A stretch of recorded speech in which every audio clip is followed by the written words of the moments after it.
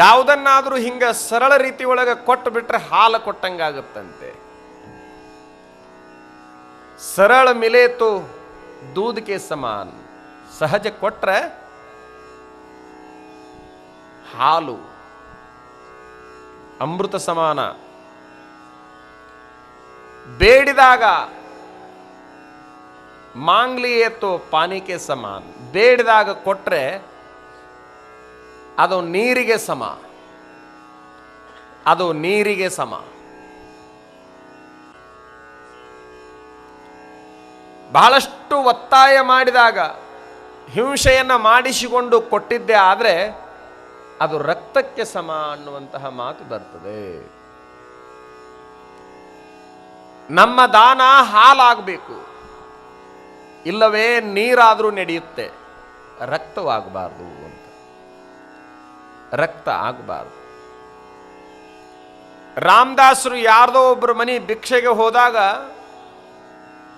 ಶಿವಾಜಿ ಮಹಾರಾಜನ ಗುರು ಮಹಾರಾಜರು ತಮ್ಮ ಶಿಷ್ಯರಾಗಿದ್ದರೂ ಸಹಿತ ಯಾವುದನ್ನು ಬೇಡದೇ ಇರುವಂತಹ ರಾಮದಾಸ್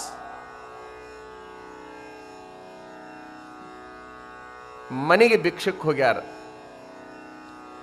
ಭಿಕ್ಷಾಂದೇಹಿ ಅಂತ ಇಷ್ಟಂದಾಕ್ಷಣ ಆ ಮನೆಯೊಳಗಿನ ಒಂದು ಮಗು, ಅಂದಾಜು 10 ವಯಸ್ಸಿನ ಮಗು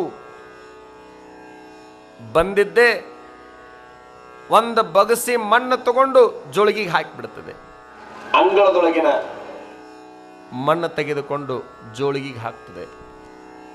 ಜೋಳಿಗೆ ಒಳಗ ಮಣ್ಣನ್ನು ಹಾಕಿಸಿಕೊಂಡಿರುವಂತಹ ರಾಮದಾಸ್ ಸಂತೋಷದಿಂದ ಹೊರಗೆ ಹೋಗ್ತಾರೆ, ಮುಂದಿನ ಮನೆಗೆ ಹೋಗ್ತಾರೆ. ಆ ಮಣ್ಣು ಹಾಕೋದನ್ನು ನೋಡಿರುವಂಥ ಓಣಿ ಒಳಗಿನ ಜನ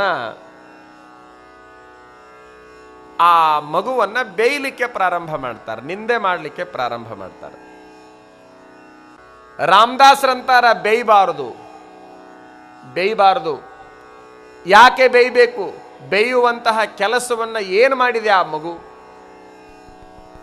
ಅದಕ್ಕೆ ಏನು ನೀಡಬೇಕನಿಸಿದೆಯೋ ಅದನ್ನು ನೀಡಿದೆ. ಅದು